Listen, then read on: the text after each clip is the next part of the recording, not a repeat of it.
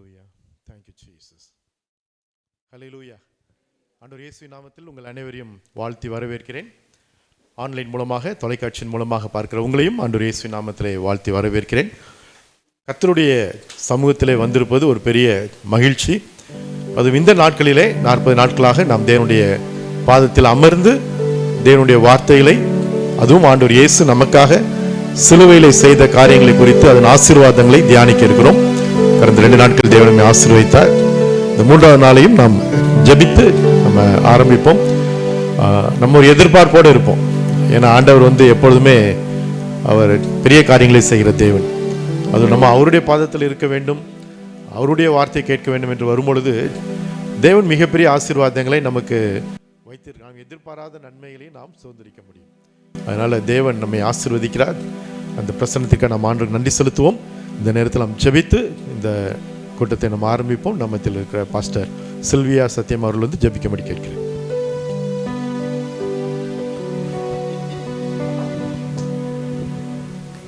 Praise the Lord. நாம் ஜெபிக்கலாம். அன்புள்ள தகப்பனே, உம்மை துதிக்கிறோம், உம்மை ஸ்தோத்தரிக்கிறோம். ஆண்டவரே, நீர் எங்களுக்கு தருகிற இந்த நல்ல நாட்களுக்காக உம்மை துதிக்கிறோம்.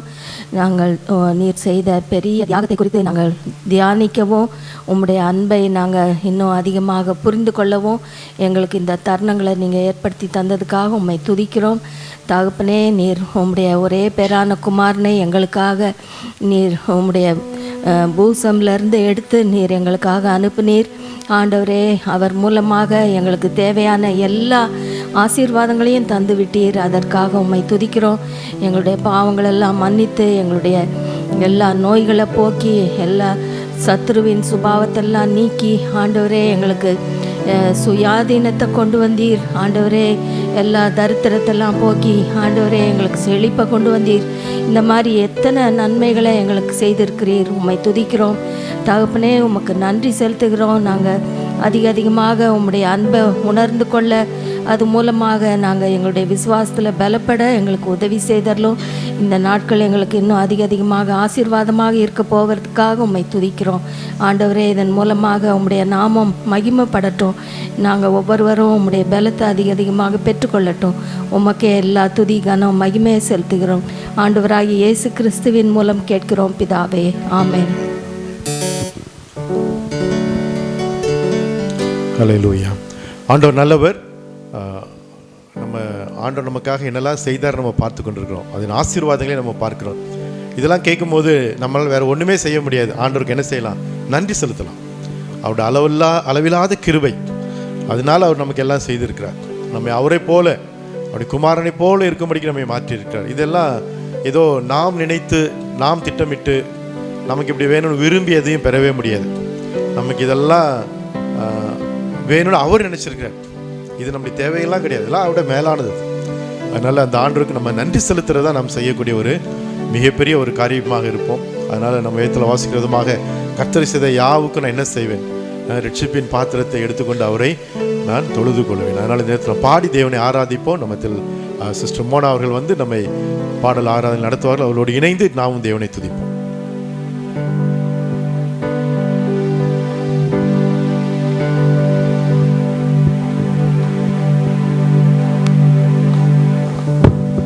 Praise Lord. Hallelujah. எல்லாரும் எழுந்து நின்று சில பாடல்களை பாடலாம். கலாத்தியர் 2:20 பார்த்தீங்கன்னா, இனி நான் அல்ல, கிறிஸ்துவே எனக்குள் பிழைத்திருக்கிறார் அப்படின்னு இருக்குது. ஸோ நம்ம ஆண்டவர் நமக்குள்ளே இருக்கும்போது நமக்கு நிறைய ஆசீர்வாதங்கள் இருக்குது. நம்மளை அவரோட அந்த சத்ருவின் பிடியிலிருந்து நம்மளை விடுவித்திருக்கிறார், கட்டுகளை அவிழ்த்திருக்கிறார். ஸோ அவர் நம்மளை காண்கிற தேவன். ஸோ என்னை கண்டார் இயேசு, என்னை கண்டார் என்ற பாடலை பாடலாம். என்னை கண்டார் இயேசு, என்னை கண்டார், உள்ளங்கையில் என்னை வரைந்து கொண்டார். என்னை கண்டார் இயேசு, என்னை கண்டார், உள்ளங்கையில் என்னை வரைந்து கொண்டார். என்னை வைத்து கடைசி வரைக்கும் காத்து கொள்வார். கண்ணுக்குள்ளே என்னை வைத்து கடைசி வரைக்கும் காத்து கொள்வார். இயேசு என் தேவன், இயேசு என் ஜீவன், இயேசுதான் எனக்கு எல்லாம் எல்லாம். இயேசு என் தேவன், இயேசு என் ஜீவன், இயேசுதான் எனக்கு எல்லாம் எல்லாம். கட்டவிழ்த்தார் என்னை கட்டவிழ்த்தார், சத்துருவை அவர் துரத்தி விட்டார். கட்டவிழ்த்தார் என்னை கட்டவிழ்த்தார், சத்துருவை அவர் துரத்தி விட்டார். சாபத்தையும் வியாதியையும் சாவினால் வென்று ஜெயம் கொடுத்தார். சாபத்தையும் வியாதியையும் சாவினால் வென்று ஜெயம் கொடுத்தார். இயேசு என் தேவன், இயேசு என் ஜீவன், இயேசுதான் எனக்கு எல்லாம் எல்லாம். இயேசு என் தேவன், இயேசு என் ஜீவன், இயேசுதான் எனக்கு எல்லாம் எல்லாம். மீட்டுக் கொண்டார் என்னை மீட்டுக் கொண்டார், பாவத்தில் இருந்து என்னை மீட்டுக் கொண்டார். மீட்டுக் கொண்டார் என்னை மீட்டுக் கொண்டார், பாவத்தில் இருந்து என்னை மீட்டுக் கொண்டார். சொந்த பிள்ளை என்று என்னை உறுதிப்படுத்த தம்மாவி தந்தார். சொந்த பிள்ளை என்று என்னை உறுதிப்படுத்த தம்மாவி தந்தார். இயேசு என் தேவன், இயேசு என் ஜீவன், இயேசுதான் எனக்கு எல்லாம் எல்லாம். இயேசு என் தேவன், இயேசு என் ஜீவன், இயேசுதான் எனக்கு எல்லாம் எல்லாம். ஜெயம் தந்தார் இயேசு ஜெயம் தந்தார், சத்ருவின் மேல் அவர் ஜெயம் தந்தார். ஜெயம் தந்தார் இயேசு ஜெயம் தந்தார், சத்ருவின் மேல் அவர் ஜெயம் தந்தார். உலகத்தின் மேல் ஜெயம் எடுக்க விசுவாசத்தின் வலிமை தந்தார். உலகத்தின் மேல் ஜெயம் எடுக்க விசுவாசத்தின் வலிமை தந்தார். இயேசு என் தேவன், இயேசு என் ஜீவன், இயேசுதான் எனக்கு எல்லாம் எல்லாம். இயேசு என் தேவன், இயேசு என் ஜீவன், இயேசுதான் எனக்கு எல்லாம் எல்லாம். நம்ம சொல்லுவோமா ஆண்டவரை பார்த்து, ஆண்டவரே நீங்கள் தான் எனக்கு எல்லாம், நீங்கள் தான் ஆண்டவர் எல்லாமே எனக்கு, நீங்கள் எனக்குள்ளே வாசம் செய்கிறீங்க, நீங்கள் தான் எனக்குள்ளே பிழைத்திருக்கிறீங்க கர்த்தாவே, எனக்கு ஜீவனாக எனக்கு எல்லாமாக நீங்கள் இருக்கீங்க கர்த்தாவே. நான் அவரை பார்த்து சொல்லலாமா? இயேசு என் தேவன், இயேசு என் ஜீவன், இயேசுதான் எனக்கு, இயேசு என் ஜீவன், இயேசு என் தேவன், இயேசுதான் எனக்கு எல்லாம் எல்லாம். கட்டவிழ்த்தார் என்னை கட்டவிழ்த்தார், சத்ருவை அவர் துரத்தி விட்டார். கட்டவிழ்த்தார் என்னை கட்டவிழ்த்தார், சத்துருவை அவர் துரத்தி விட்டார். சாபத்தையும் வியாதியையும் சாவினால் வென்று ஜெயம் கொடுத்தார்.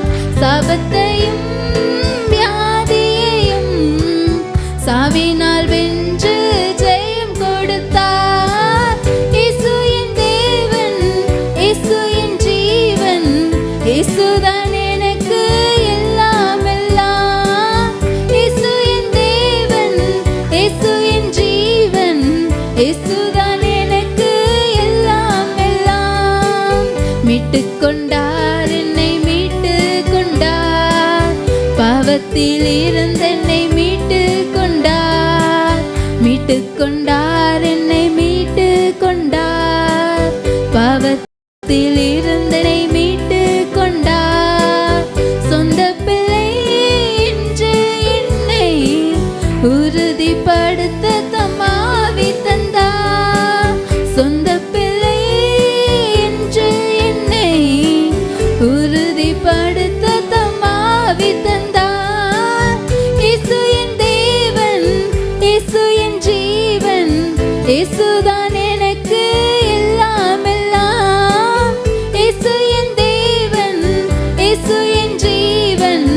இயேசுதான் எனக்கு எல்லாம் எல்லாம்.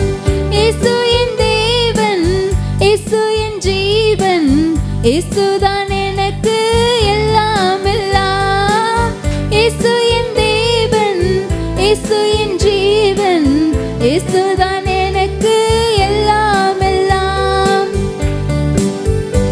அவர் நமக்குள்ள வாசம் செய்திருக்கிறபடியால், அவர் நமக்குள்ள பிழைத்து இருக்கிறனால இந்த பரம்பரை சாபங்கள், வியாதிகள் இதெல்லாமே அவர் என்ன பண்ணிட்டார், சிலுவையிலே சுமந்து தீர்த்துட்டார். ஸோ நம்ம எதுவுமே சுமக்கிறதுக்குன்னு தேவையில்லை. அவர் நமக்காக எல்லாத்தையுமே சுமந்து தீர்த்துட்டார். ஸோ அதை விசுவாசித்து நம்ம கட்டவிழ்த்தார்ன்ற ஸ்டான்ஸை மறுபடியும் பண்ணலாம். கட்டவிழ்த்தார் என்னை கட்டவிழ்த்தார், சத்துருவை அவர் துரத்தி விட்டார். கட்டவிழ்த்தார் என்னை கட்டவிழ்த்தார், சத்துருவை அவர் துரத்தி விட்டார். சாபத்தையும் வியாதியையும் சாவினால் வென்று ஜெயம் கொடுத்தார். சாபத்தையும் வியாதியையும் சாவினால் வென்று ஜெயம் கொடுத்தார். இயேசு என் தேவன், இயேசு என் ஜீவன், இயேசுதான் எனக்கு எல்லாம் எல்லாம். இயேசு என் ஜீவன், இயேசு என் தேவன், இயேசுதான் எனக்கு எல்லாம் எல்லாம். அப்படியே எல்லாரும் கண்களை மூடி, ஆண்டவரே நீங்கள் தான்ப்பா எனக்கு எல்லாமே, நீங்கள் இல்லாமல் நான் எதுவுமே இல்லை கர்த்தாவே, நீங்கள் தான் கர்த்தாவே எல்லாமே. நான் உமக்கு எப்படி கர்த்தாவே நன்றி சொல்வேன். நீங்கள் எனக்காக உம்முடைய ஒரே பேரான குமாரனை எனக்காக நீங்கள் இந்த உலகத்திலே கர்த்தாவே அனுப்புனீரே, அதற்காக நன்றி கர்த்தாவே. எனக்காக நீங்கள் இயேசுவே, நீங்கள் எனக்காக சிலுவை சுமந்தீரே கர்த்தாவே, சுமந்து மரித்து மூன்றாம் நாளிலே நீங்கள் எழுந்தீரே கர்த்தாவே, அதற்காக உமக்கு நன்றி கர்த்தாவே. நீங்கள் தான் கர்த்தாவே எனக்கு எல்லாமே, எனக்குள்ளே நீங்கள் பிழைத்திருக்கிறதுனால நன்றி கர்த்தாவே. இனிமேல் எனக்கு கர்த்தாவே, எனக்கு எந்த ஒரு பரம்பரை சாபமும் கர்த்தாவே எதுவுமே என்னை அணுகாது கர்த்தாவே. எஸ் ஜீசஸ், நீங்கள் என்னுடைய கட்டுகளை எல்லாமே அவிழ்த்துட்டீங்க கர்த்தாவே, கட்டை எல்லாமே அவிழ்த்துக்கிட்டீங்க கர்த்தாவே. எஸ் ஜீசஸ், ஓ ராகா லாராமா, ஓ ஜீசஸ், தேங்க்யூ ஜீசஸ். நீங்கள் தான் கர்த்தாவே எனக்கு நீங்கள் ஜெயம் தந்திருக்க கர்த்தாவே. நீங்கள் அந்த மூன்றாம் நாளை உயிர்ப்பிக்கும் போது எப்படி நீங்கள் ஜெயத்தோடு வந்தீர்களோ கர்த்தாவே, அந்த ஜெயம் கர்த்தாவே, அந்த ஜெயத்தை நீங்கள் எங்கள் வாழ்க்கையில் தந்தீங்க கர்த்தாவே. எங்களை எந்த ஒரு பாவமோ சாபமோ வியாதியோ எதுவுமே எங்களை அணுகாதபடிக்கு நன்றி கர்த்தாவே. நாங்கள் உங்களுக்கு எப்படி கர்த்தாவே நன்றி சொல்லுவோம் கர்த்தாவே. நாங்கள் செய்கிறது எல்லாமே கர்த்தாவே நீங்கள் எங்களுக்காக தந்தது கர்த்தாவே. நாங்கள் இப்போ இருக்கிறது எல்லாமே கர்த்தாவே நீங்கள் எங்களுக்காக தந்தது கர்த்தாவே. Thank you Jesus, thank you daddy. அவருக்கு நன்றி சொல்லாமா? ஓ தேங்க்யூ ஜீசஸ், தேங்க்யூ ஜீசஸ். கர்த்தாவே நீங்கள் தந்த ஆசீர்வாதங்கள் எல்லாம் எடுத்து கர்த்தாவே நாங்கள் உங்களுடைய பின்னால் தான் கர்த்தாவே வர முடியும். உங்களுடைய நீங்கள் சொல்லுங்கள் கர்த்தாவே, சொல்லும்போது கர்த்தாவே உங்களுடைய உங்களுடைய ஃபுட் பிரிண்ட்ஸை நாங்கள் ஃபாலோ பண்ணி வருவோம் கர்த்தாவே. ஓ ஜீசஸ், தேங்க்யூ ஜீசஸ். நீ சொன்னால் போதும் செய்வேனும் பாதம் ஒன்று பேணும், பாதம் ஒன்று பிடிப்பேன் என்னும் பேசுவேன். நீ சொன்னால் போதும் செய்வேன், நீர் காட்டும் வழியில் நடப்பேன், பாதம் ஒன்றை பிடிப்பேன் என்னும் பேசுவேன். ஆராதனை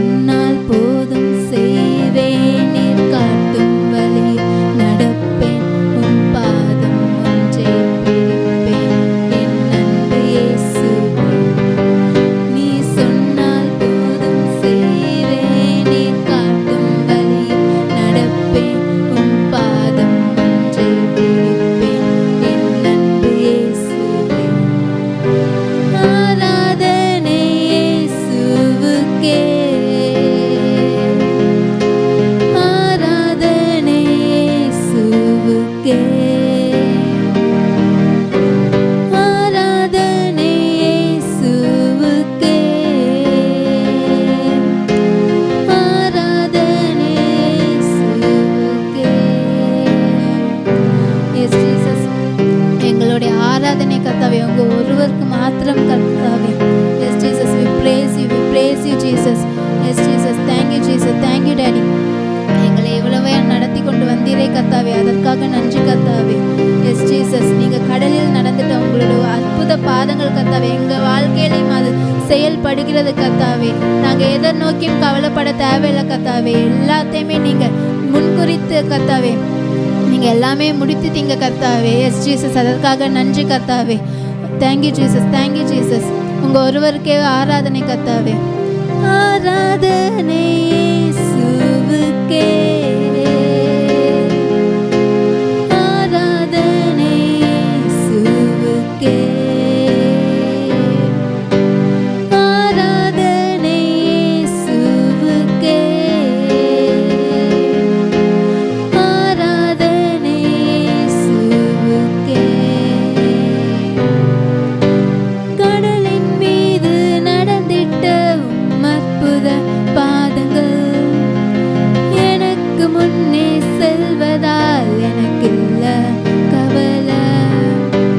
காற்றையும் கடலையும் மறந்திட்ட அற்புத வார்த்தைகள் இந்த துணையாய் நிற்பதால் எனக்கேது கவலை. ஆராதனை இயேசுவுக்கே. எல்லாரும் சொல்லுவோம், ஆண்டவரே உங்க ஒருவருக்கு மாத்திரம் தான் ஆண்டவரே ஆராதனை, வேறு யாருக்கும் இல்லை கர்த்தாவே. நீங்க இவ்வளவா எங்களை நடத்தி கொண்டு வந்திருக்கீங்க கர்த்தாவே. நீங்கள் எனக்காக எல்லாத்தையுமே செய்து முடித்தீங்க கர்த்தாவே. உங்க ஒருவருக்கு மாத்திரமே ஆராதனை கர்த்தாவே. ஆராதனை இயேசுவுக்கே, ஆராதனை இயேசுவுக்கே. எல்லாரும் கைகளை உயர்த்தி அவருக்கு ஒருவருக்கே ஆராதனை செலுத்துவோமா. இயேசுவுக்கே, ஆராதனை இயேசுவுக்கே, ஆராதனை இயேசுவுக்கே. Thank you Jesus, thank you Jesus. எங்களை இவ்வளவா நடத்துனீங்களே கர்த்தாவே. Thank you Jesus. எங்களுடைய நோய்கள், பாவங்கள் எல்லாத்தையுமே, சாபங்கள் எல்லாத்தையுமே நீங்கள் கர்த்தாவே சிலுவையிலே எடுத்து போட்டீங்களே கர்த்தாவே. அதற்காக நன்றி கர்த்தாவே. எல்லா கட்டுகளையும் அறுத்தீங்களே கர்த்தாவே, அதற்காக நன்றி கர்த்தாவே. எங்களுக்கு எத்தனையோ பேர் விரோதமாக என்னென்னமோ பேசினாலும் கர்த்தாவே, உம்முடைய பாதத்தில் நீங்கள் சொல்கிற வழியில் நாங்கள் நடக்கிறோம் கர்த்தாவே. நீங்கள் எல்லாத்தையுமே கர்த்தாவே கேன்சல் பண்ணிட்டீங்க கர்த்தாவே. எத்தனை பேர் எங்களுக்கு விரோதமாக பேசினாலும் கர்த்தாவே, விரோதமாக செயல்பட்டாலும் கர்த்தாவே, நீங்கள் எங்கள் கூட இருக்கீங்க கர்த்தாவே. நீங்கள் வந்து எல்லாத்தையுமே கர்த்தாவே பார்த்து கொண்டு இருக்கிற கர்த்தர் கர்த்தாவே. நீங்கள் எல்லாத்தையுமே முடித்துட்டீங்க கர்த்தாவே. சிலுவையில் எல்லாத்தையுமே முடித்துட்டீங்க கர்த்தாவே. அதற்காக நன்றி கர்த்தாவே. நீங்கள் கர்த்தாவே இந்த வரும் வேலையை கூட உங்களுடைய பாதங்களிலே நாங்கள் வைக்கிறோம் கர்த்தாவே. நீங்களே வழி நடத்துங்க கர்த்தாவே. இயேசு நாமத்தில் ஜெபங்கள் நல்ல பிதாவே. ஆமென். ஆமேன். ஹல்லேலூயா. உட்காரலாம். ஆண்டவர் நல்லவர். அதாவது ஆண்டவர் நம்மை சுயாதீனத்தில் கொண்டு வந்திருக்காருன்னு அதில் ஒரு விஷயம், அவர் நம்ம இஷ்டம் போல் ஆராதிக்கலாம். ஹல்லேலூயா. பழைய ஏற்பாட்டில் ஒவ்வொருத்தரும் எங்கேருந்து ஆராதிக்கணும்லாம் இருக்குது. ஆனால் புதிய ஏற்பாடு என்ன தெரியுமா? தைரியமாய் கிருபாசன தண்டையிலே சேரக்கடும். நம்முடைய உதடுகளின் கனியாகிய ஸ்தோத்திர பலியை நம்ம மனப்பூர்வமாக எப்போனாலும் எவ்வளோ நேரம் நம்ம என்ன செய்யலாம்? ஆராதிக்கலாம். அந்த காலத்தில் அவங்களுக்கு ஆராதிக்க கூட உரிமையெல்லாம் கிடையாது. ஒரு அளவுக்கு தூரத்தில் நிற்கணும் நம்ம. ஆனால் ஆண்டவர் நம்ம கூடி வரும்போது நமக்கு மத்தியில் வந்துடுறார். What a privilege. தேவனுடைய நாம் மகிமைப்படுவதாக. இப்பொழுது நாம் இஸ்ரவேல் தேசத்துக்காக நம்ம ஜெபிப்போம். அதேபோல் நாம் நம்முடைய சபைக்காக, நம்முடைய தேசத்திற்காக நம்ம ஜெபிக்கலாம். நம்ம ஜெபிக்கும்போது நம்ம இணைந்து ஜெபிப்போம். நம்முடைய சபையாருக்கா எல்லாருக்காக ஜெபிக்கலாம். அதுபோல் இதை தொலைக்காட்சியின் மூலமாக பார்க்கிறவர்களுக்காகவும் நாம் ஜெபிப்போம். தேவன் நம்முடைய ஜெபங்களை கேட்டு அவர் பதில் கொடுக்கிறவர். அதனால் சீக்கிரத்தில் இந்த இஸ்ரவேல் ஹமாஸ் பிரச்சனை சீக்கிரம் முடிவடையணுங்கிறதுக்காக நம்ம ஜெபிக்கலாம். சிஸ்டர் உமாராணி அவர்கள் வந்து ஜெபிக்கும்படி கேட்கிறேன்.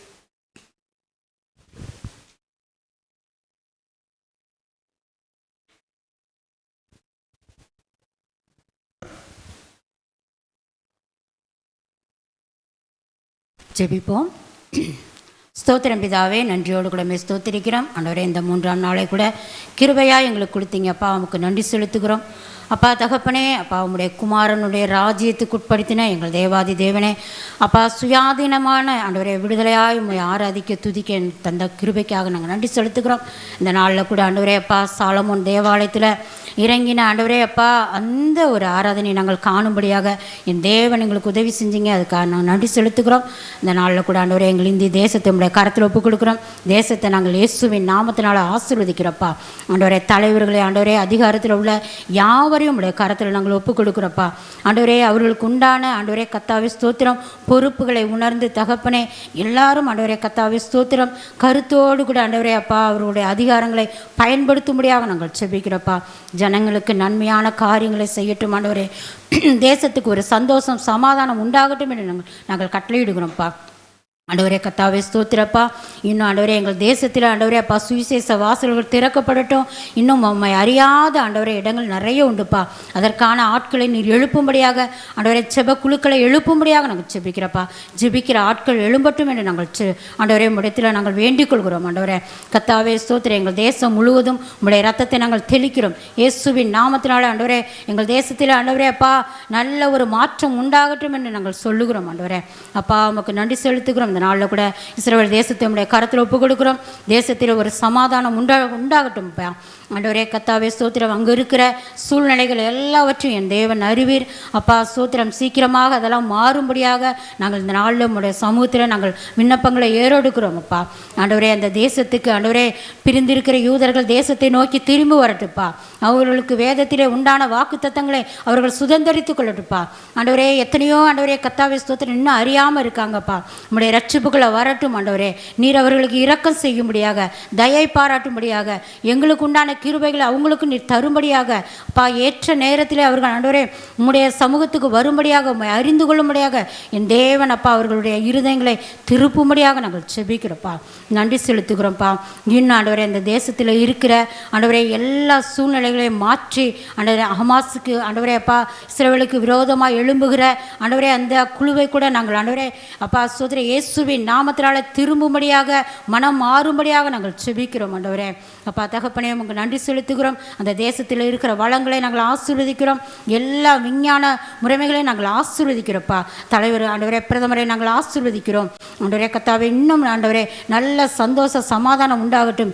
இடிந்து போன கட்டிடங்கள்லாம் புதுப்பித்து கொடுக்கும்படியாக புதுமையாய் மாறும்படியாக நாங்கள் செபிக்கிறோம். அங்கே இருக்கிற ஜனங்கள் ஆண்டவரே கர்த்தாவே ஸ்தோத்திரம் இன்னும் ஆண்டவரே வீடு வாசல்கள் இழந்திருக்கிற எல்லாரும் ஆண்டவரே அப்பா ஒரு புதுமையான காரியத்துக்குள் புகும்படியாக நாங்கள் செபிக்கிறோம். ஆண்டவரே அவர்களை மீண்டுமாக நாங்கள் ஆசீர்வதிக்கிறோம்.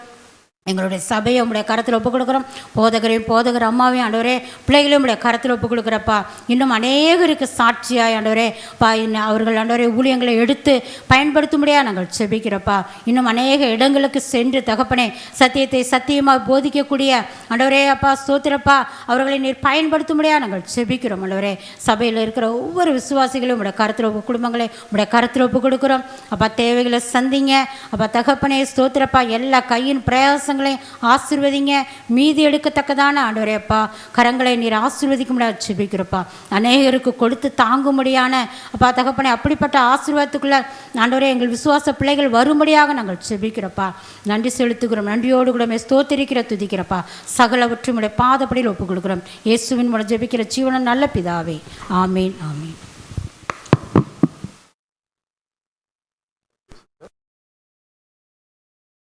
வாசிக்க கேட்போம்.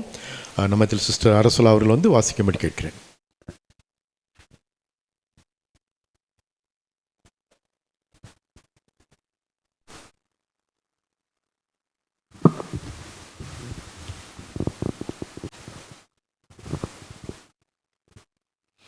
கொரிந்தியர் 9ஆம் அதிகாரம் 19ஆம் வசனத்திலிருந்து 27ஆம் வசனம் வரைக்கும்.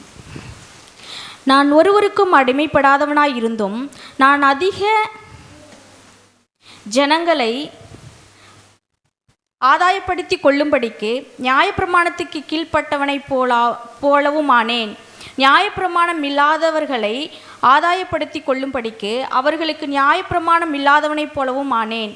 அப்படி இருந்தும் நான் தேவனுக்கு முன்பாக நியாயப்பிரமாணம் இல்லாதவனாய் இராமல் கிறிஸ்துவின் பிரமாணத்துக்குள்ளவனாயும் இருக்கிறேன். பலவீனரை ஆதாயப்படுத்தி கொள்ளும்படிக்கு பலவீனனுக்கு பலவீனனை போலானேன். எப்படியாகிலும் சிலரை ரட்சிக்கும்படிக்கு நான் எல்லாருக்கும் எல்லாவும் ஆனேன். சுவிசேஷத்தில் நான் உடன் பங்காளியாகும் படிக்கு அதிநிமித்தமே இப்படி செய்கிறேன்.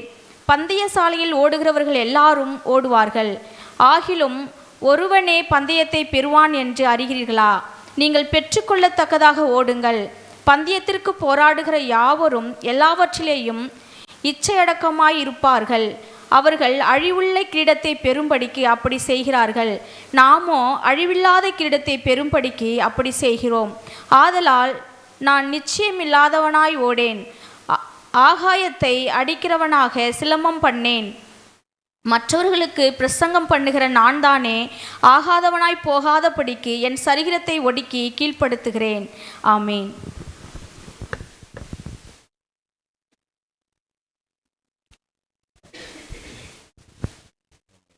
Thank you sister. ஆண்டவர் நல்லவர். ஆமேன்.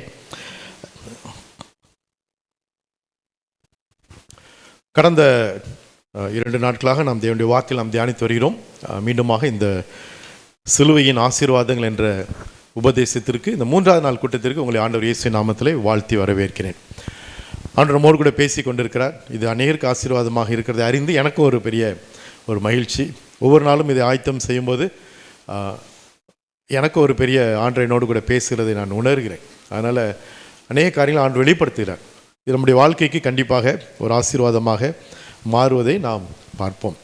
ஏனென்றால் இதெல்லாம் ஒரு பெரிய சுரங்கத்திலிருந்து நன்மையான வைரம் எல்லாம் எடுக்கிற மாதிரி இந்த நாட்கள் தேவன் நம்ம கொடுத்துருக்கிறார். அதனால் இந்த சத்தியங்களெல்லாம் நம்ம புரிந்து கொள்ள ஆண்டவர் கிருபை செய்கிறார். தேவனுக்கு மகிமை உண்டாவதாக. நம்ம கடந்த 2 நாட்களாக நாம் பார்த்து வருகிறபடி ஆண்டவர் இயேசு தன்னையே அடிமையாக ஒப்பு கொடுத்து நமக்கு ஒரு சுயாதீன நிலைமையை ஏற்படுத்திட்டார். அதில் நிலை கொண்டிருங்கள் அப்படின்னு சொல்லி நம்ம நேற்றைய தினத்தில் நம்ம பார்த்தோம். அந்த சுயாதீன நிலைமை அப்படிங்கிறது எதற்குமே அடிமை இல்லாத, எதற்கும் நாம் கீழ்பட்டிராத, வேண்டியதில்லாத அளவுக்கு தேவன் நம்மை மாற்றிவிட்டார். ஒரு விடுதலை தேவன் கொடுத்திருக்கிறார். சத்தியத்தை அறிவினால் விடுதலை, குமாரன் விடுதலை ஆக்கினால் மெய்யாகவே விடுதலை ஆவீர்கள். பரிசுத்த ஆவியானவர் எங்கே உண்டோ அங்கே விடுதலை உண்டு. ஆக அந்த நிச்சயமான அந்த விடுதலையை நாம் அனுபவிக்கும்படிக்கு தேவன் நமக்கு கிருபை செய்து அதை தான் இந்த சுயாதீனம் என்று நம்ம சொல்லிடுறோம்.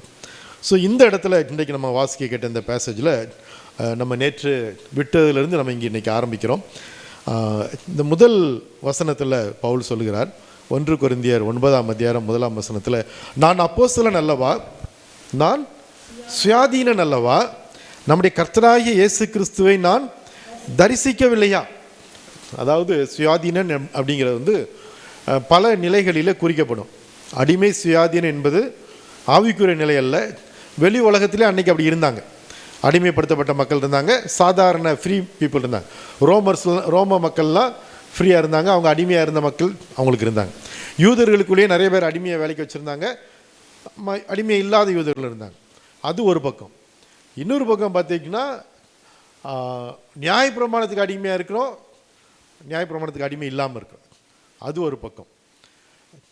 பவுல் மாதிரி ஆட்கள் அவங்க இந்த நியாயப்பிரமாணம் அப்படிங்கிறதெல்லாம் இல்லாமலே கூட என்ன சொல்கிறான், நான் விடுதலையான மனிதன், சுயாதீனன், அதை குறித்து ஒரு இடத்துல பேசுகிறார். ஆனால் இந்த இடத்துல பேசுவது அதை குறித்து அல்ல. இந்த இடத்துல எதை பேசுகிறாருன்னா, நான் அப்போஸ்தலன் அல்லவா, சுயாதீனன் அல்லவா, அப்புறம் என்ன சொல்கிறாரு, நான் கர்த்தராகிய இயேசுவை தரிசிக்கவில்லையா. ஸோ இந்த ரெண்டுக்கும் நடுவில் சொல்கிறதுனால இது ஒரு ஆவிக்குரிய சுயாதீனன் என்பதை குறித்து சொல்லப்பட்டிருக்கு. அல்லேலூயா. ஏதோ சாதாரண சுயாதீனன் அல்ல. அந்த காலத்தில் அடிமைப்படாமல் வாழ்ந்த மக்களை குறித்து அப்படி அவர் சொல்லலை. இந்த ரெண்டுக்கும் நடுவில் சொல்லாமல் அவர் முதல்ல சொல்லியிருந்தால் கூட நம்ம வேறு மாதிரி யோசிக்கலாம். அந்த நம்ம ஆவிக்குரியவைகளோடு சம்பந்தப்படுத்துகிறோம். ஒரு அப்போஸ்தலன் என்ற நிலைக்கும் கர்த்தராகிய இயேசுவை தரிசனமாக பார்த்ததுக்கும் நடுவில் சொல்லப்படுற அளவுக்கு சுயாதீனம் என்பது முக்கியமான விஷயம். அதுவும் எப்படி சொல்லணும்னா, கர்த்தராகிய இயேசுவை அவர் தரிசித்திருக்காரு, அநேக காரியங்கள் நேரடியாக இயேசுவிடம் கற்றுக்கொண்டிருக்கிறார். ஆனால் அதை விட மேலாக அவர் எதை சொல்கிறார் தெரியுமா, நான் சுயாதீனன் அல்லவா. நான் அப்போஸ்தலன்கிறது ஒரு பெரிய அப்போஸ்தல பட்டம் தேவன் அவருடைய ஊழியர்களுக்கு கொடுக்குறார். அதுக்கு அடுத்து என்ன சொல்கிறாரு, நான் சுயாதீனன் அப்படின்னு சொல்லிட்டு தான் இந்த சாப்டரை தொடங்குறார். அதே மாதிரி இந்த 19ஆம் வசனம் சொல்லும்போது, நான் ஒருவருக்கும் அடிமைப்படாதவனாக இருந்தும், அதை ஆங்கிலத்தில் ஃப்ரீ அப்படி தான், இந்த சுயாதீனன் என்பது தான் அங்கேயும் சொல்லப்பட்டிருக்கு. அதோட மீனிங்கை இன்னொரு விதத்தில் சொல்லணும்னா, சுயாதீனன் என்பதை நான் ஒருவனுக்கும் அடிமைப்படாதவன் அப்படின்னு சொல்லி நம்ம சொல்லலாம். சுயாதீனன்னா என்ன அர்த்தம், யாருக்குமே அடிமை கிடையாது. அதாவது இயேசு கிறிஸ்து அந்த 18 வருடம் கூனியாக இருந்த அந்த பெண்ணை பார்த்துன்னு சொல்கிறார் இல்லையா, ஆபிரகாமின் குமாரத்தி எப்படி கட்டி வைக்கிறது, சாத்தான் எப்படி கட்டி வைக்கிறது, அவள் உடனே விடுதலையாக்கணும். அப்படின்னா என்ன, யாரும் அடிமையாக்கக்கூடாது. தேவனுடைய பிள்ளைகளை அடிமையாக்குவதற்கு எந்த சாத்தானுக்கும் உரிமை இல்லை, அவனுக்கு அதிகாரம் இல்லை. எந்த வியாதியோ எந்த பலவீனமோ ஒன்றும் உங்களை சேதப்படுத்தக்கூடாது என்பதில் தேவன் அவர் காரியமாக குறிப்பாக இருக்கிறார். அவர் நம்மளை பார்க்கும் போதே அது எப்படி அடிமையாக்க முடியும், கட்டி வைக்க முடியும், இவங்க விடுதலையாக தான் இருக்கணும். ஸோ அதுதான் ஆண்டவருடைய பார்வை. அதை விட மேலானது தான் குமாரன் உங்களை விடுதலையாக்கினால் மெய்யாகவே விடுதலையாவீர். அதை விட மேலாக ஒரு மெய்யான விடுதலை ஆண்டவர் நமக்கு கொடுத்துருக்கிறார். ஆமேன். பாருங்கள், அதுதான் இந்த சுயாதீனம். இந்த சுயாதீனனா இருந்தாலும் கூட அவர் என்ன சொல்கிறாருன்னா, தேங்க்ஸ் சார், நம்ம மீடியா டீமுக்கு நம்ம நல்லா கை தட்டிடலாம். நல்லா அவங்களாம் பண்ணுறதுனால தான் இன்றைக்கி உலகத்தில் ஆயிரக்கணக்கானவர்கள் இதை பார்க்க முடிகிறது. நம்ம குறுகிய காலத்தில் இந்த கூட்டங்களை ஆயத்தம் பண்ணால் நீங்கள் எல்லோரும் வந்திருக்கிறீங்க. அவங்களும் இதை முழு மூச்சாக செய்கிறதுனால தான் இன்றைக்கு அநேகருக்கு அது ஆசீர்வாதமாக இருக்கிறது. தேவனா மகிமைப்படட்டும்.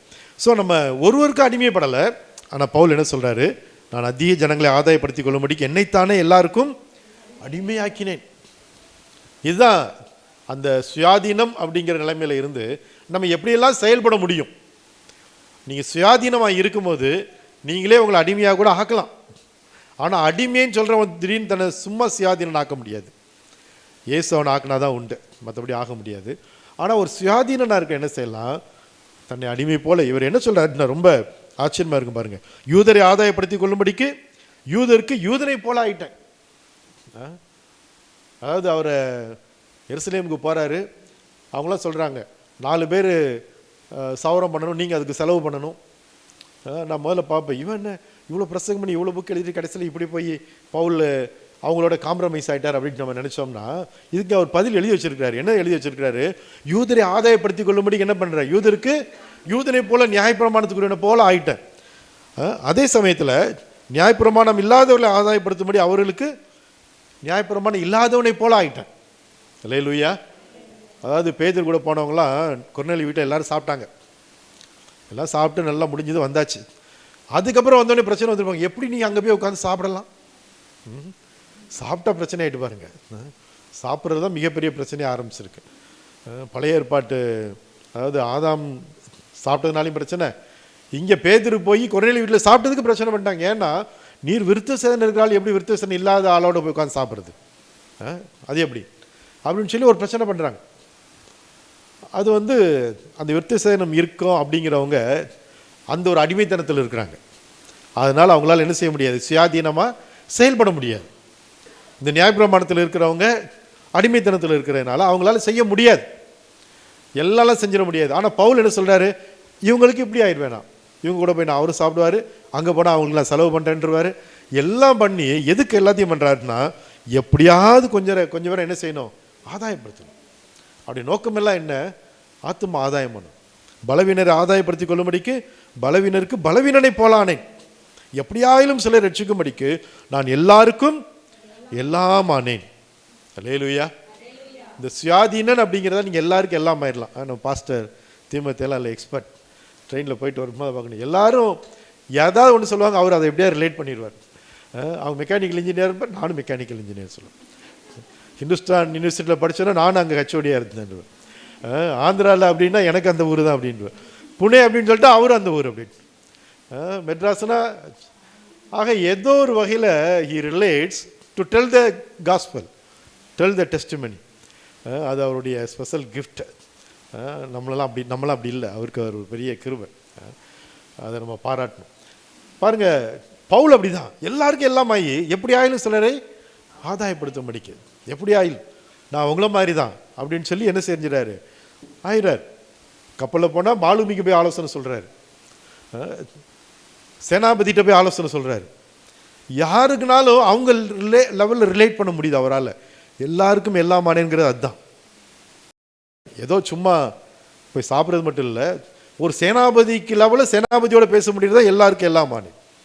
சுயாதீனங்கிற என்ன செய்வான், அவங்க அடுத்தவன்ட போய் பேசுகிறதுக்கு தன்னை குறைவாக நினைக்க மாட்டான். ஒரு அடிமையாக இருக்கிறவனுக்கு பேச முடியாது. எப்படி பேச முடியும், இல்லை பேசுவதற்கு அவங்களுக்கு உரிமை இல்லை. ஆனால் ஒரு சுயாதீனனாக இருக்கிறவன் யாருக்கும் தான் குறைவு இல்லைன்னு நினைக்கிறதுனால அவன் என்ன பண்ணுறான், கப்பல் மாலுமிகிட்ட போய் ஆலோசனை சொல்கிறான். அல்லேலூயா. திரும்ப அவன் சொன்னபடி கேட்காம போய் கப்பல் பிரச்சனையில் வந்தோன்னு சொல்கிறான், நான் சொன்னபடி கேட்டு நீ போகாமல் இருந்திருக்கணும், இருந்தாலும் நான் ஆராதிக்கிற தேவன் எனக்காக உங்களெல்லாம் காப்பாற்றுவாருங்கிறார்.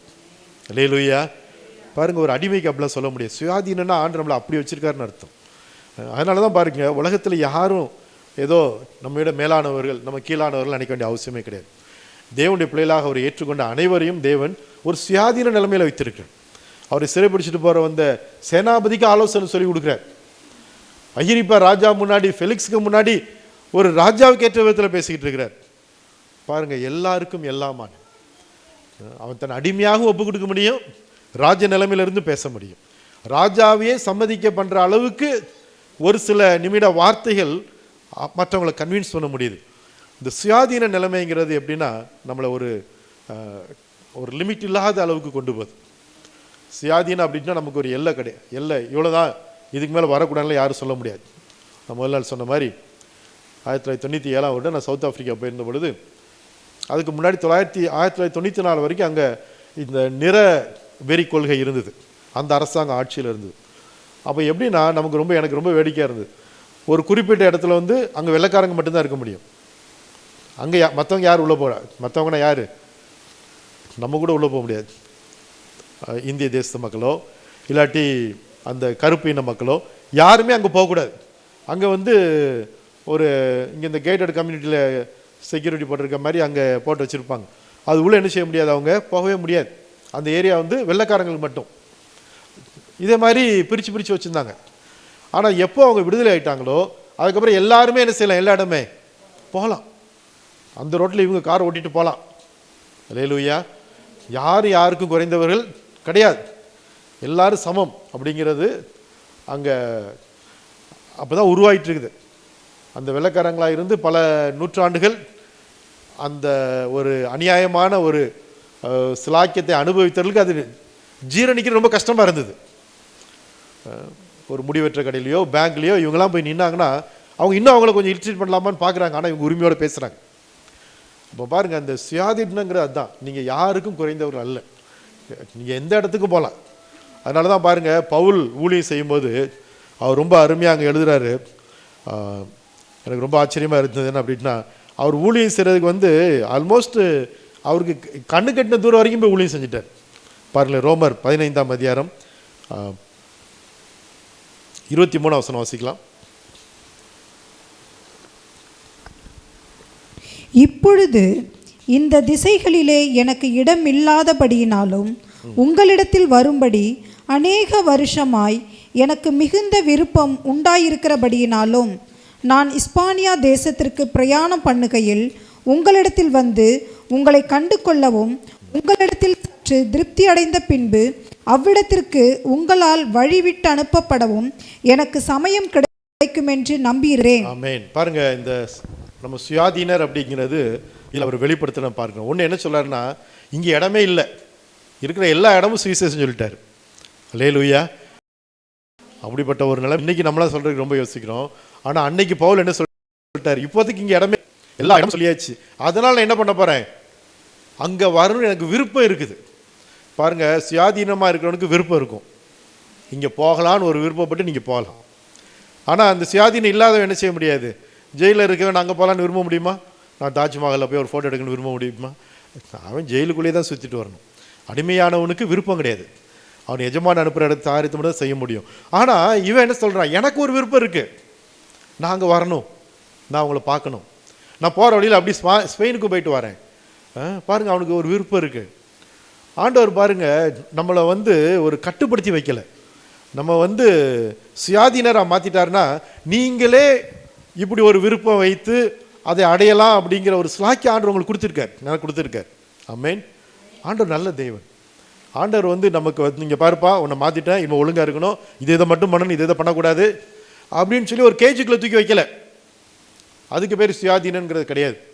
இதெல்லாம் கொடுத்துட்டு தான் என்ன சொல்கிறாரு, நீ கவனமாக இரு, நீ ரெஸ்பான்சிபிளாக பிஹேவ் பண்ணு, நீ இதெல்லாம் இருக்கும்போது பவுல் என்ன பண்ணுறாரு, எல்லாருக்கும் எல்லாம் மானேன்னு சொல்லி தன்னை அடிமையாக்குறார்.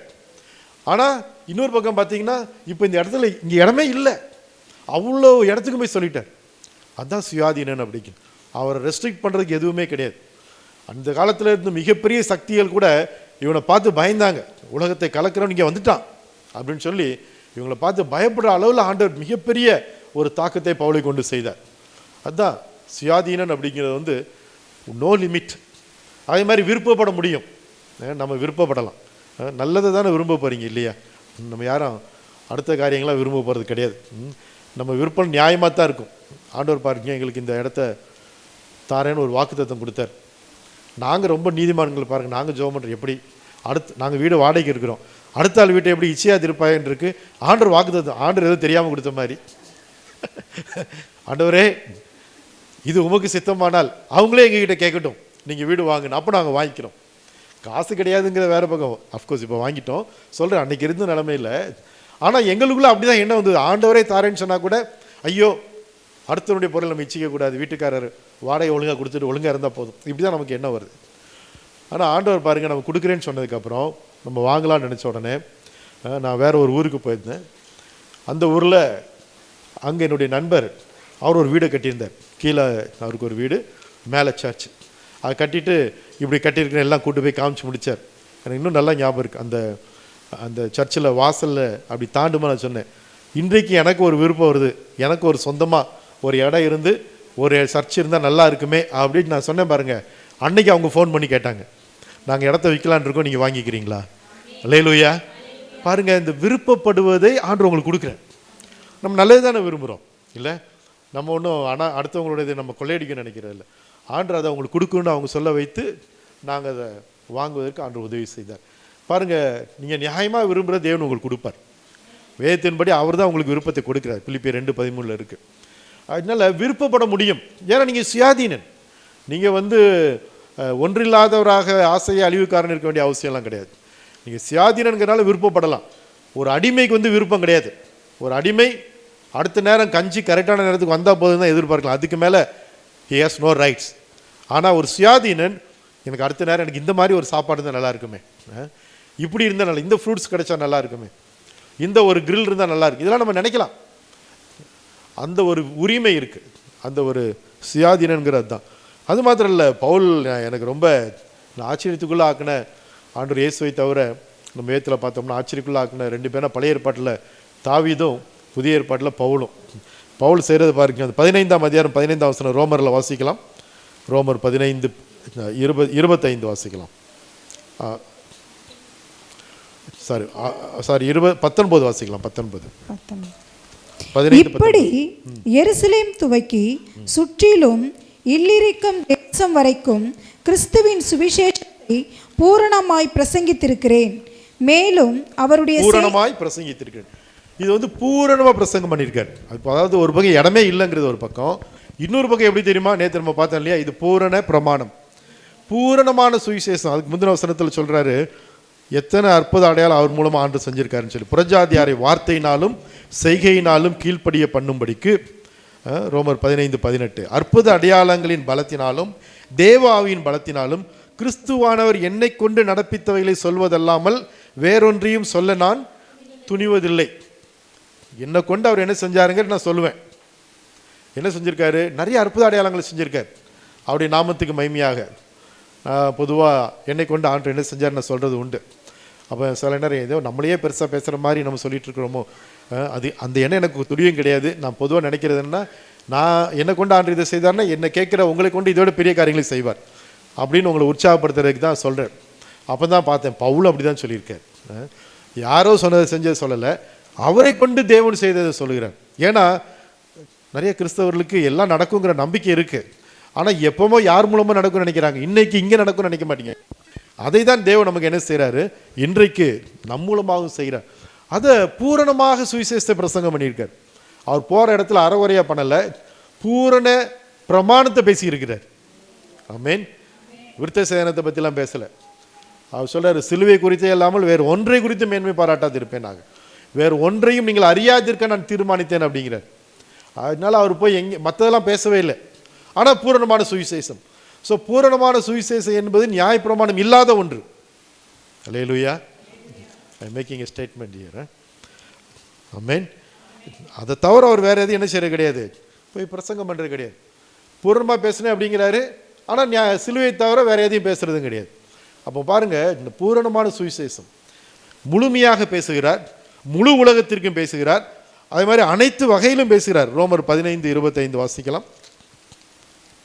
இப்பொழுதோ பரிசுத்தவான்களுக்கு உதவி செய்யும் காரியமாக நான் எருசலேமுக்கு பிரயாணம் பண்ண எத்தனமாய் இருக்கிறேன். போதும் பாருங்க, ஒரு கிரியேட்டிவிட்டி கொடுப்பார் ஆண்டவர். இந்த நீங்கள் சுயாதீனமாக இருக்கிறீங்க அப்படின்னா உங்களுக்கு ஒரு புது புது காரியங்களை செய்கிறதுக்கு உங்களுக்கு ஒரு ஆலோசனை கிடைக்கும். ஒரு அடிமைக்கு ஒரு புது ஐடியாலாம் வராது.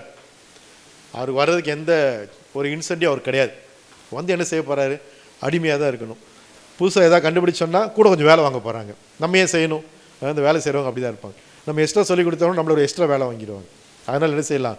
அப்படி இந்த ஒர்க்கர் மென்டாலிட்டி அப்படி தான் இருக்குது. அவங்க பார்த்தீங்கன்னா புதுசெல்லாம் கண்டுபிடிக்கவே மாட்டாங்க. எதுக்கு கண்டுபிடிச்சணும், எதுக்கு நம்ம முதலாளிக்கு சேர்த்து கொடுக்கணும் அப்படிலாம் நினைப்பாங்க. இதே இது ஒரு பையனாக இருந்தால் என்ன பண்ணுவாங்க? புதுசாக கண்டுபிடிச்சி நம்ம முன்னேறலாம் அப்படின்னு நினைப்பாங்க. இந்த அடிமை மனதுக்கும் ஒரு சுயாதீனங்கிற மனதுக்குள்ள வித்தியாசம் என்னென்னா இதுதான். ஒரு அடிமை மனது பயத்தின் அடிப்படையில் வேலை செய்யும். அங்கே ஒரு கலக குணம் இருந்துக்கிட்டே இருக்கும், the fear and the rebellious spirit. அதே சமயத்தில் ஒரு பிள்ளைங்கிற ஸ்தானத்தில் பார்த்தீங்கன்னா நீங்கள் அந்த சுயாதீனத்தை ஃபீல் பண்ணுவீங்க. அங்கே அன்பு இருக்கும், அங்கே ரெஸ்பான்சிபிளாக பிஹேவ் பண்ணுவோம். தேவன் மேலே ஒரு அன்பினால் செயல்படுவோம். கரெக்டாக டயத்தை பார்த்துட்டு 7 மணி ஆச்சா அப்போ மூடிட்டு போயிடுவோம் நினைக்கவே மாட்டோம். என்ன பண்ணுவோம்? கர்த்தருக்காக கூட கொஞ்ச நேரம் கர்த்தருக்காக செய்வோம், கர்த்தருக்காக செய்கிறோம். எங்கள் அப்பாக்காக செய்கிறேன்னு சொல்லி எப்படி தொழில் செய்வாங்களோ அதே மாதிரி என்ன செய்வோம்? நம்ம நேரம் பார்த்து பண்ணுறதுனா இது அன்பினால் செய்கிறது. அதுக்கு நேரங்காலெல்லாம் கிடையாது. அதே மாதிரி பொறுப்போடு நடந்து கொள்வது. ஒரு தொழிலாளியாக இருந்தால் நான் நீங்கள் வைக்க சொன்னாங்க வச்சேன், உடஞ்சி போச்சு அப்படிம்பாங்க. அதே இது கொஞ்சம் பொறுப்பாக செய்கிறவங்க என்ன செய்வாங்க? உடையாத மாதிரி எப்படி வைக்கலான்னு பார்ப்பாங்க. இல்லை, ஒரு சுயாதீனன் எப்படி பண்ணுவான்னா சேஃப்கார்ட் பண்ணுவான். ஆனால் ஒரு ரிபலியஸ் ஸ்பிரிட்டில் இருக்கும்போது ஒரு அடிமை என்ன பண்ணுவான்னா முடிஞ்ச வரைக்கும் டிஸ்ட்ரக்ட் பண்ணுவான், ஒரு கலகத்தை உண்டு பண்ணிக்கிட்டே இருப்பான். இன்னும் பிரச்சனையை பெருசு பண்ணுவான். இஸ்மாயில் தவறாக செயல்படுறான் அப்படின்ன உடனே இன்னும் எக்ஸ்ட்ரா தவறு செஞ்சுட்டு வருவான் அவன் போய். ஆனால் அதே இது ஈசாக்குக்கு அவன் அமைதியாக காத்திருப்பான். அல்லேலூயா. ஒரு ஏசா தவறு செஞ்சால் இன்னும் தவறு செய்வான். ஆனால் யாக்கோபு என்ன பண்ணுறாரு? அப்பாவோட ஆலோசனை படி போகிறாரு. ஸோ இந்த சுயாதீனன் அப்படிங்கிற நிலைமையில் இருக்கும்போது நம்ம ஒரு புது கிரியேட்டிவிட்டிலாம் நமக்கு வரும். நீங்கள் அந்த நிலைமையில் இருந்தீங்கன்னா தான் உங்களுக்கு எக்ஸ்ட்ரா ஐடியாவே வரும். அது யாக்கோபுக்காக இருக்கட்டும், யோசேப்புக்காக இருக்கட்டும், இவங்களாம் அந்த ஐடியாவில் அந்த சுயாதீனங்கிற நிலைமையில் போயிட்டு இருந்தவங்க. அடுத்தவங்களுக்கு அந்த ஐடியாஸ்லாம் வரல. இப்போ இவருக்கு ஒரு ஐடியா வருது. என்ன தெரியுமா?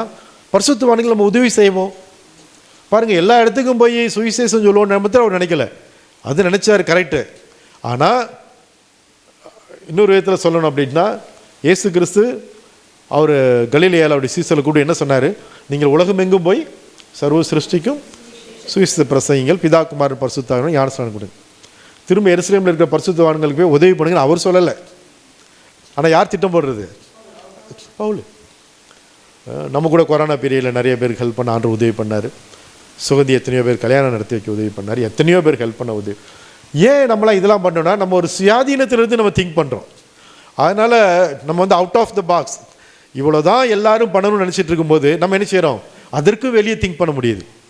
அந்த சுயாதீனம் இல்லைன்னு வச்சுக்கோங்களேன், நம்ம எப்படி தப்புவோம், நம்ம எப்படி உயிரோட பழைப்போமா இந்த கொரோனாவில் அப்படின்னு நினச்சிட்டு இருக்குல்ல, நம்ம என்ன செய்கிறோம்? மற்றவங்களுக்கு உதவுவோம். அதை நம்ம திங்க் பண்ண முடியுது, செயல்படுத்த முடியுது. அந்த அந்த அந்த ஒரு நெகட்டிவ் ஐடியா கொஞ்சம் கூட வரதுக்கே இடம் இல்லாதபடிக்கு நம்ம யாருக்கு எவ்வளோ பண்ணலாம் அப்படிங்கிற மாதிரி போயிடுச்சு. பவுல் என்ன பண்ணுறாரு? ரோமாபுரியில் போய் அவங்களுக்கு உதவி செய்யணும் அப்படின்னு போக ஆரம்பிச்சிட்டேன். அல்லேலூயா. பாருங்கள், இந்த சுயாதீனங்கிறது அதுதான். அவனை யாரும் கட்டுப்படுத்தலை. உன்னை சுவிசேஷம் தானே அறிவிக்க சொன்னோம், உன்னை யார் இந்த வேலையை பண்ண சொல்லுது அப்படிலாம் அதை பற்றியே யோசிக்கலை. அவன் கற்றுக் கொடுத்த அந்தியோகியா மக்கள், மக்கெதோனியா மக்கள், தெசலோனிக்கே இவங்கெல்லாம் என்ன பண்ணுறான்? கற்றுக் கொடுக்கும் போதே இதையும் சேர்த்து அவங்களுக்கு ஊற்றி விடுறான். அதனால தான் அவங்க என்ன செய்கிறாங்க? எருசலேம் உள்ளவங்களுக்கு நம்ம என்ன செய்வோம்? கொஞ்சம் சேர்த்து அனுப்புவோம். பாருங்கள், அந்த அகுபு தீர்க்கதரிசி என்ன சொன்னார்னா, உலகமெங்கும் பஞ்சகாலம் வரும் அப்படின்னார். எருசலேமில் பஞ்சம் இருக்கும்போது இவங்க இருக்க ஊர்லேயும் பஞ்சம் இருந்திருக்கும். ஆனால் இவங்க என்ன பண்ணுறாங்க? நமக்கு பஞ்சம் இருக்கேன்னு நினைக்கல. எருசலேமில் உள்ளவங்க அவங்களிடத்துல ஞான நன்மையை பெற்றுக்கொண்டு அவங்களுக்கு நம்ம என்ன செய்யணும்? சரீர நன்மையை கொடுக்கணும்னு சொல்லி அங்கே கொண்டு போய் விதைக்கிறதுக்காக போகிறாங்க. திரும்ப யாரும் அவங்கள டைரக்ட் பண்ணல. இவங்க போய் கொடுத்துட்டு திரும்ப வரும்போது தான் யாக்கோபெல்லாம் சொல்கிறாரு, தரித்திர நினைத்துக் கொள்ளுங்கள் அப்படின்னு கை கொடுத்து அனுப்புகிறார். ஆனால் முதல்ல இதை இனிஷியேட்டிவ் எடுத்து பண்ணது யாரு தான்? இவங்களே பண்ணுறாங்க. ஸோ இந்த கிரியேட்டிவிட்டி, இந்த நீங்கள் சுயாதீனன் அப்படின்னா உங்களுக்கு வந்து இப்படிப்பட்ட எண்ணங்கள் எல்லாம் வரும். ஆனால் சுயாதீனமாக இல்லை அப்படின்னா அது வராது. ஸோ இந்த சுயாதீன நிலைமையில் நம்ம இருக்கிறோம் அப்படிங்கும்போது வந்து இது ஒரு பக்கம், இன்னொரு பக்கம் தனியாக அடிமையாக்குறேன். எல்லாருக்கும் எல்லாமான எப்படியாயிலும் எல்லாரும் என்ன செய்யணும்? கொண்டு வந்துடணும். எப்படியாயிலும் ஆண்டவருக்குள்ள அவங்களை கொண்டு வரணுங்கிறதுக்காக தன்னை எல்லாருக்கும் எல்லாம் ஆக்கினவராக நம்ம பார்க்கிறோம்.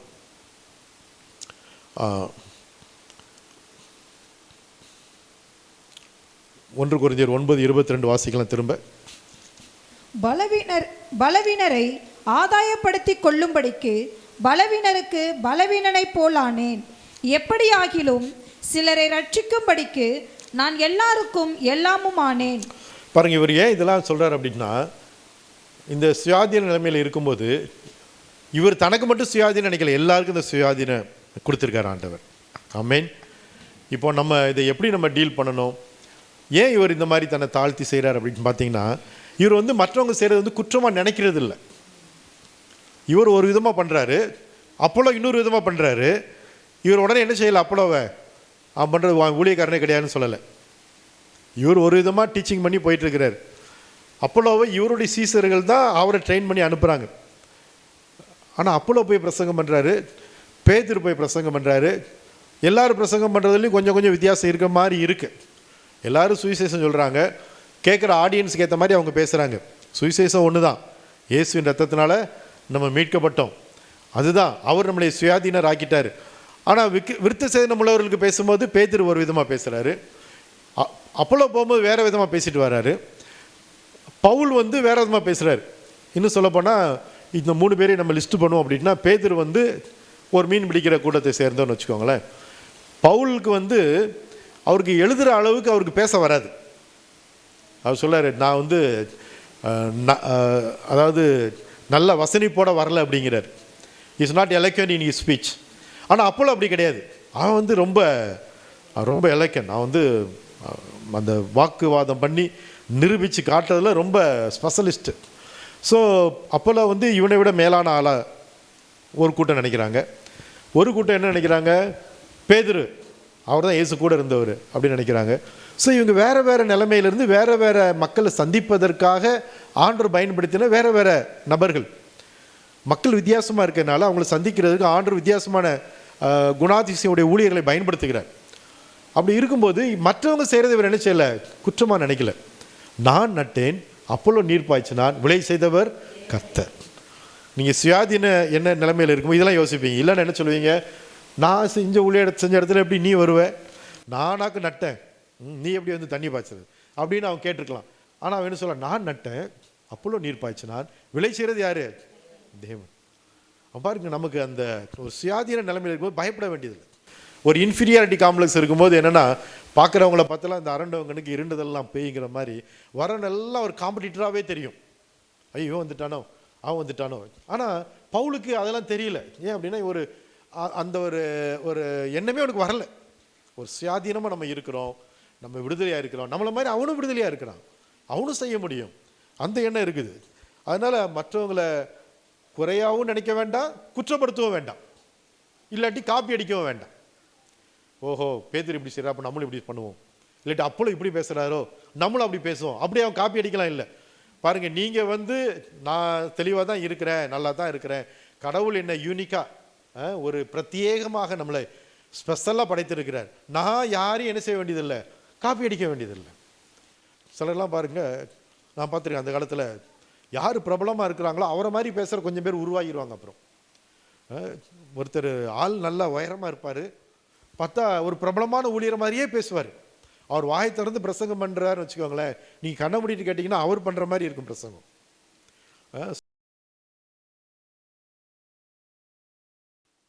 சத்தியம் அப்படி பேசுனா பரவாயில்ல, நடை உடை பாவனைகள் எல்லாமே காப்பி அடித்து பேசுகிற மாதிரி இருக்கும். நம்ம சுயாதீனர்கள், நம்ம யாரையும் காப்பி அடிக்க வேண்டியதில்லை, நாம இருக்கணும். அதனால தான் நம்மளை மாதிரியே இருந்தாலே போதும். இதெல்லாம் பவுல் வந்து ரொம்ப தெளிவாக இருக்க நம்ம பார்க்குறோம். அடுத்தது வந்து கம்பேர் பண்ண வேண்டியதில்லை. பாருங்கள், பரிசேயன் ஜெபம் பண்ணுறான்னா அவனை மாதிரி இல்லை, அதனால் நான் நல்லவன். பாருங்கள், நம்ம யாரையும் பார்த்து நான் அவனை மாதிரி இல்லை அதனால் நான் நல்லவன் நினைக்க வேண்டியதே இல்லை. நான் என்ன கிறிஸ்து விடுதலை ஆக்கிட்டார், என்ன சுயாதீனத்தில் கொண்டு வந்து வச்சிட்டார். நான் யாரோடையும் கம்பேர் பண்ண வேண்டியதில்லை. அவர் என்னை எப்படி பார்க்குறாரு தெரியுமா? அவருடைய குமாரனுடைய சாயலுக்கு ஒப்பாக பார்க்குறேன். ஆமென். நீங்கள் யார் போல இருக்கிறீங்க சொல்லுங்க, யார் மாதிரி இருக்கிறீங்க?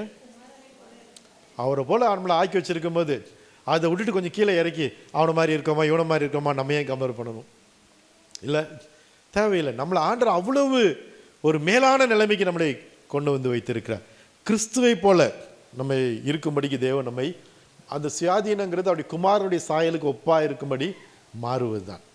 ஸோ இந்த நாட்களில் தேவன் நம்ம கொடுத்துருக்கிற இந்த சுலாக்கியத்துக்கு ஆண்டு நன்றி செலுத்துவோம். இதில் வந்து ஒரு முடிவே கிடையாது. நீங்கள் திங்க் பண்ணி எதனாலும் கத்தருக்கா செய்யலாம். No limit, full of creativity. அடுத்தது you are very special, very unique. அடுத்து ஒன்று உங்களை கட்டுப்படுத்த முடியாது, உங்களுக்கு எல்லையை நியமிக்க முடியாது, உங்களுக்கு எதையாவது வச்சு உங்களை கட்டுப்படுத்தவும் முடியாது. ஆமென். பாருங்கள், ஆண்டவர் அப்படிப்பட்ட ஒரு சுயாதீனத்தை நம்ம கொடுத்துருக்கிறார். ஜெபம் பண்ணலாம். பிதாவே, நாங்கள் நன்றியோடு நாங்கள் உம்மை துதிக்கிறோம். கிறிஸ்து எங்களுக்கு உண்டாக்கின அந்த சுயாதீன நிலைமையில் நாங்கள் நிலைத்திருக்க தேவரீர் எங்களுக்கு கிருபை செய்வீரா நாங்கள் ஜெபிக்கிறோம். பவுல் ஒரு சுயாதீனனாக இருந்தாலும் எல்லாருக்கும் எல்லாமாக தன்னை ஒப்பு கொடுத்து அடிமை போல தன்னை பாவித்து ஆண்டவரே அநேகர் உமக்கென்ற ஆதாயம் பண்ணினது போல எங்களுக்குள்ளாக அப்படிப்பட்ட எண்ணங்களை தாரும். எங்களுக்கு கொடுத்திருக்கிறதான இந்த பெரிய ஸ்லாக்கியத்தை ஆண்டவரே நாங்கள் கவனமாக அன்போடு கையாண்டு நீர் எங்களுக்கு கொடுத்திருக்க இந்த விலையேற பெற்ற கிருபைகளை அனுபவிக்கவும் அநேகருக்கு இதை நாங்கள் பெற்றுத்தரும் எங்களுக்கு உதவி செய்யுங்க சுவாமி. இனி நான் அல்ல, கிறிஸ்துவே நீர் ஜீவிக்கிறார் என்ற வார்த்தையின்படி கிறிஸ்துவை போன்ற ஒரு வாழ்க்கைக்கு நீர் எங்களை தெரிந்து கொண்டதற்காய் நன்றி. உம்மை பிரதிபலித்து உம்மை மகிமைப்படுத்த எங்களோருக்கு உதவி செய்யும். ஆண்டவரே, இந்த சுயாதீன நிலைமையில் நாங்கள் நிலை கொண்டிருக்க அதில் எங்களுக்கு கிடைத்திருக்கிற இந்த மிகப்பெரிய விடுதலையும் அளவற்ற நன்மைகளையும் எல்லையில்லாத ஞானத்தையும் கிருபைகளையும் வல்லமையும் ஆரோக்கியத்தையும் ஜெயத்தையும் நாங்கள் அனுபவிக்கவும் நாங்கள் பெற்றுக் கொடுக்கவும் எங்களை பயன்படுத்தும். உமக்கே நாங்கள் நன்றி செலுத்துகிறோம். ஆண்டவரே, இயேசு மூலமாக ஜெபிக்கிறோம் பிதாவே, ஆமென். என் ஆத்துமாவே கர்த்தரை ஸ்தோத்திரி, என் முழு உள்ளமே அவருடைய பரிசுத்த நாமத்தை ஸ்தோத்திரி. என் ஆத்துமாவே கர்த்தரை ஸ்தோத்திரி, அவர் செய்த சகல உபகாரங்களையும் மறவாதே. ஆமென். நம்முடைய கர்த்தராகிய இயேசு கிறிஸ்துவின் கிருபையும் பிதாவாகி தேவனுடைய அன்பும் பரிசுத்த ஆவியானவருடைய அந்யோன்ய ஐக்கியமும் அவருடைய சகல நல்ல ஆசீர்வாதங்களும் நம் அனைவரோடும் கூட ஆண்டவர் இயேசுவின் வருகை பரிந்தும் இருப்பதாக. ஆமென், ஆமென், ஆமென். God bless you. தேவன் நம்மை ஆசீர்வதித்திருக்கிறார். நாளைக்கும் இதே நேரம் நாம் 7 மணிக்கு நாம் தேவனுடைய வார்த்தையை நம்ம கேட்கலாம். ஞாயிற்றுக்கிழமை